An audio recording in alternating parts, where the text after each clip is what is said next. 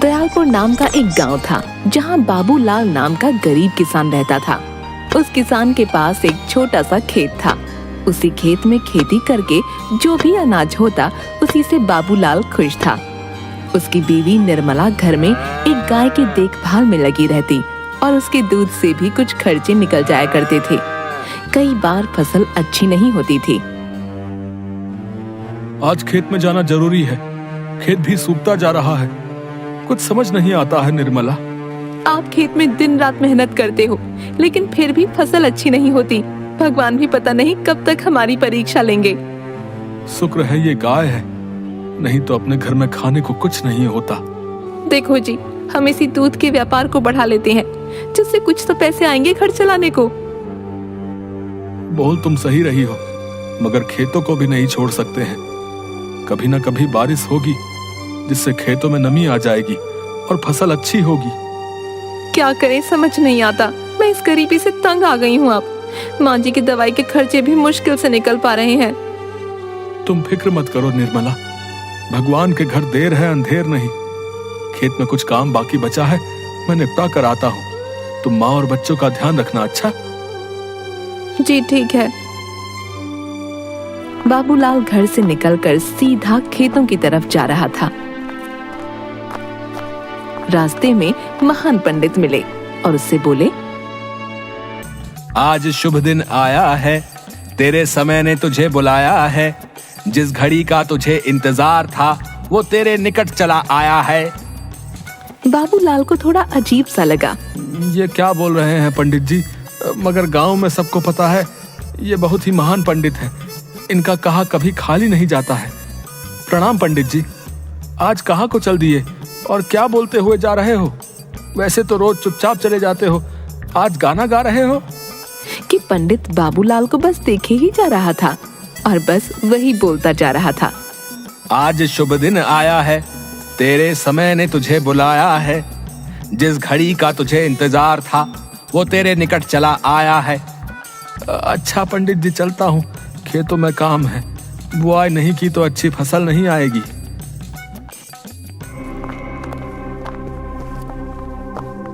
इतना बोलकर बाबूलाल खेत में पहुंच गया और जाकर खेतों को खोदने लगा। आधा खेत हो गया था। पूरा खेत खोदते हुए उसका फावड़ा किसी कठोर चीज से टकराया। ये क्या चीज है जिससे ये आवाज आई है? पूरा खोद कर देखना पड़ेगा। बाबूलाल तेजी से खोदने लगा और वहां खोदने के बाद उसे एक भगोना मिला। ये क्या भगोना? ये भी कोई जमीन में गाड़ता है क्या? कल तक तो यहाँ कुछ नहीं था। खैर छोड़ो, अब मेरे खेत में मिला है तो मेरा हुआ। चलो घर ले जाता हूँ इसे। बाबूलाल पूरा खेत जोतकर भगोना लेकर अपने घर चल दिया और अपनी पत्नी से बोला, देखो क्या मिला आज खेत में मुझे। लगता है कोई इसको कल रात को ही गाड़ कर गया है। बताओ तो, ये भी कोई खेतों में गाड़ते हैं? चलो अच्छा है, किसी काम तो आएगा। कितना अच्छा होता ना कि कहानियों की तरह सोने से भरा हुआ घड़ा मिलता आपको। अच्छा जी, सपने देखना छोड़कर इस भगोने को साफ कर लेना, दूध निकालने के काम आएगा। तुम्हारे दूसरा बर्तन नहीं लेना पड़ेगा। हाँ ठीक है, कर लूंगी साफ बाद में। अभी माँ जी को खाना देना है। बाबूलाल ने भगोने को नीचे रखा और अपने घर के काम में लग गया। रोज के सारे काम सामान्य तरह से चल रहे थे। सब सो गए और अगले दिन सुबह उठे और अपने काम में लगे। निर्मला दूध निकालने के लिए गाय के पास गई। सुनो निर्मला, दूध के लिए जो भगोना लाया था तुम दूध उसमें ही रखो, बहुत बड़ा है वो। अंदर रखा हुआ है, तनिक लेकर आइएगा।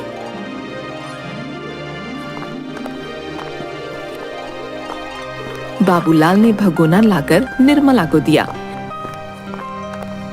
और निर्मला ने सारा दूध उसी में निकाल कर डाला और जैसे वो भगोने को उठाने लगी, गाय ने उसे तेजी से लात मार दी और निर्मला वहीं गिर गई।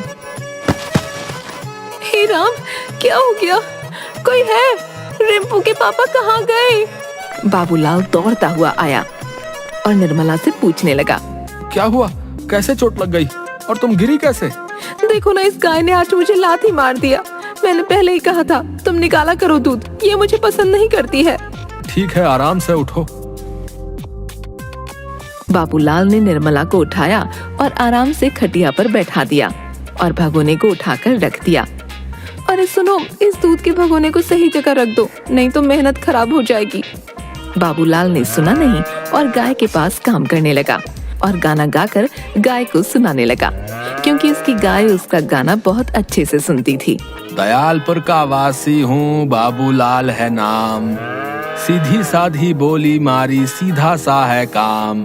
दयालपुर का वासी हूँ, बाबूलाल है नाम, सीधी साधी बोली मारी, सीधा सा है काम। तुम्हारा गाना ही सुन सुन कर बिगड़ी है ये, मुझे तो जरा भी पसंद नहीं करती। बाबूलाल कुछ सुन ही नहीं रहा था और भगोने को बच्चों ने खेलते हुए गिरा दिया और सारा दूध गिरने लगा। अरे देखो, ये क्या किया बच्चों ने तुम्हारे, देखो जरा। रिंपू शिप्पू, ठहरो, तुम दोनों का भी बताती हूँ मैं। अरे क्या किया तुम शैतानों ने? है दूध का भगोना गिरा दिया। रुको, बताता हूँ तुमको, ये रोज का हो गया है तुम लोगों का। अरे उनको छोड़ो, उधर देखो क्या हो रहा है भगोने में। दोनों भगोने की तरफ ध्यान से देखने लगे। उसमें से दूध खत्म होने का नाम ही नहीं ले रहा था और पूरे घर आंगन में और गाय के नीचे तक बस दूध ही दूध फैलता जा रहा था। सुनो जी, ये क्या हो रहा है? इतना दूध कहाँ से आ रहा है? मैं भी यही देख रहा हूँ, ये क्या अजीब सा देखने को मिल रहा है। ये किसी जादू से कम नहीं है निर्मला। बाबूलाल ने पूरा हाथ उस भगोने में डालकर देखा, मगर अंदर ऐसा कुछ नहीं था जिससे कि दूध के आने का पता चलता। अंदर तो कुछ ऐसा नहीं है, फिर ये दूध कहाँ से आ रहा है? निर्मला खुशी से फूली नहीं समा रही थी, क्योंकि उसको लग गया था कि ये कोई मामूली भगोना नहीं, जादुई है। सुनो, हम तो अमीर हो गए आज इसको पाकर। अरे तू पागल हो गई है क्या? पहले जो दिख रहा है उसको संभालने दे, फिर अपनी बात बताना। बाबूलाल ने धीरे धीरे घर के सारे बर्तन भर दिए, मगर फिर भी दूध खत्म नहीं हुआ। फिर उसने गुस्से में भगोने को उल्टा पटक दिया तो दूध बहना बंद हो गया। तब उसे जाकर राहत की सांस आई। निर्मला, ये तो सच में जादुई भगोना है। देखो, सारे बर्तन भर गए हैं। अब इतने सारे दूध का हम क्या करेंगे? क्या करेंगे? हाँ, इसको पूरे गांव में बेचेंगे और गांव के बाहर भी। तुम्हारा दिमाग खराब है क्या? इतना दूध अचानक से कहाँ बेच पाएंगे हम लोग? अरे अब हम माला माल हो जाएंगे, दूध के सारे सामान बनाएंगे, दही, पनीर, खोया, सब कुछ। अब हर घर में हमारे दूध से बने ही सामान होंगे। बाबूलाल और निर्मला की सूझबूझ से यही हुआ। दोनों उस भगोने से दूध और उससे जुड़ी चीजें बनाने लगे और नगर नगर जाकर बेचना शुरू कर दिया। एक दिन, अगर दोनों जाएंगे तो सामान बनाना मुश्किल हो जाएगा, हमें अपने साथ किसी को जोड़ना पड़ेगा। ठीक है, मगर भरोसेमंद आदमी का मिलना मुश्किल है। मैं किसी को बुलाती हूँ, मगर बड़ा सावधान रहना पड़ेगा, उसके सामने भगोने का राज न खुले। गांव के कुछ लोगों को भी उसने अपने साथ रख लिया और अपना व्यापार बढ़ा लिया और देखते ही देखते उनके पास अपना खुद का घर और नौकर चाकर भी हो गए। वहीं दूसरी तरफ उसका बड़ा भाई रहता था, जो पहले से ही अमीर था। अपने भाई को बढ़ता देख उसे जलन होने लगी।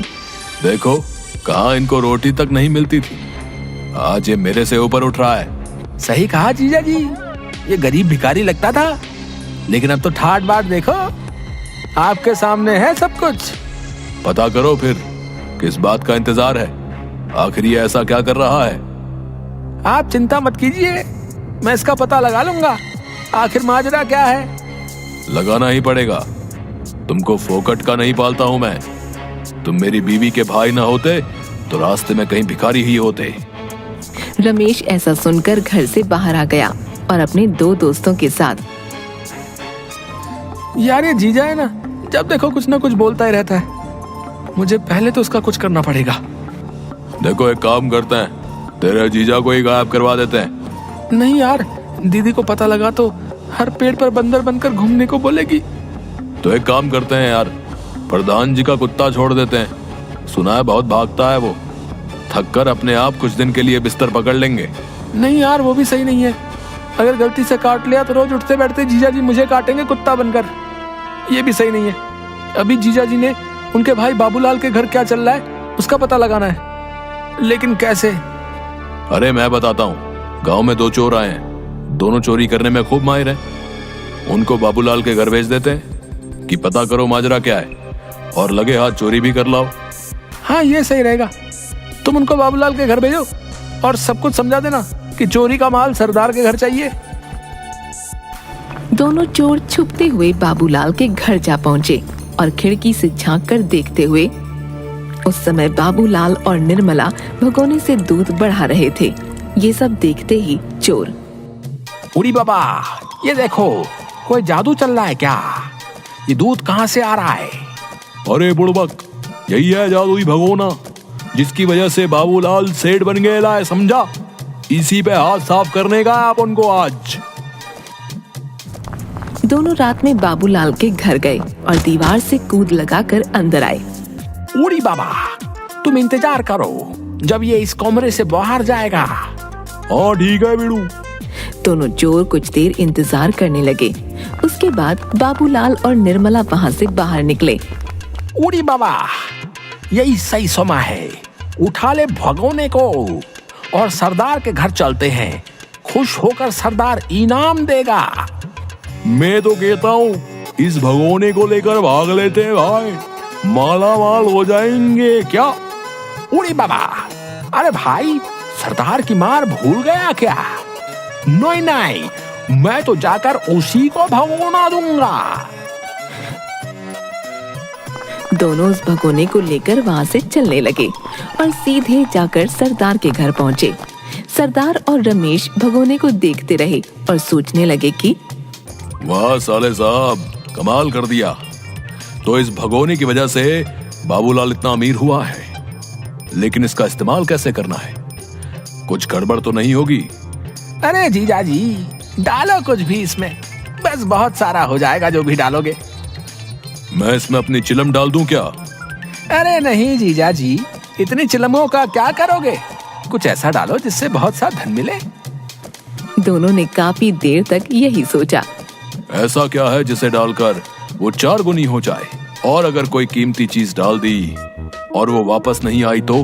भाई साहब, मैं ऐसा जोखिम नहीं लेता हूँ। फिर उनमें से दूसरे वाले चोर को एक आइडिया आया। अरे छोड़ो, तुमको तो कुछ समझ में ही नहीं आ रहे लाए। मैं इसमें अपनी ये चुराई हुई अंगूठी डाल के देखता हूँ भाई।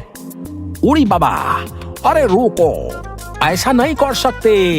हमको कुछ पता नहीं है इसके बारे में, हमको कुछ गड़बड़ नहीं करना है, कुछ नहीं, समझे तुम? मगर दूसरे चोर ने बोलते बोलते अपनी अंगूठी भगोने में डाल दी। तुम कभी मेरी बात नहीं सुनते हो, हमेशा गड़बड़ करते हो। अरे कभी तो सुन लिया करो। अरे तुम चिल्लाना छोड़ो, ये देखो भगोने में क्या हो रहा है। ये क्या, इतनी सारी अंगूठियां कहाँ से आ रही हैं? अरे ये क्या हो गया, इतनी सारी अंगूठी? सब लोग उस भगोने का जादू देख चकित रह गए, क्योंकि वो भगोने का जादू एक बार चलने पर बंद ही नहीं होता था। दूसरा चोर घबराता हुआ बोला, यार सच बताओ, तो ये सोने का नहीं है, मुझे कहीं मिली थी, मैंने तो बस इसे ही डाल दिया। अरे मैं इस कमरे में फंस गया हूँ, अंगूठियों को रोको, मुझे बचाओ, इस भगोने के जादू को रोको, बचाओ। देखते ही देखती अंगूठी पूरे घर में भर गई। वो दोनों चोर और सरदार उसी के नीचे दब गए और निकल नहीं पाए। मगर रमेश ये जादू देखते ही घर से निकल गया था। अपने लालच के चलते ही इनके साथ इस भगोने ने उनको अच्छा सबक सिखा दिया।